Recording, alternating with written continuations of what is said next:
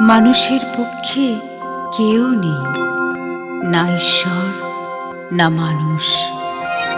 মানুষ গড়েছে তার দুর্গ, ক্লান্ত রেখা মুছে স্বপ্নিক অবিনশ্বর সাজিয়ে তুলে প্রেমের ছন্দময় অর্ঘ্য।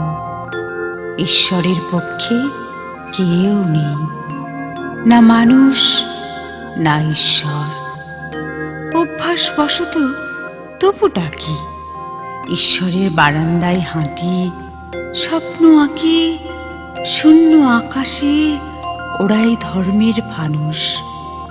কে বড়, ঈশ্বর না মানুষ? তর্কশাস্ত্রে বিতর্ক। ঈশ্বর মানুষকে সৃষ্টি করেছে, ঈশ্বরকে করেছে মানুষ। কে হেরেছে?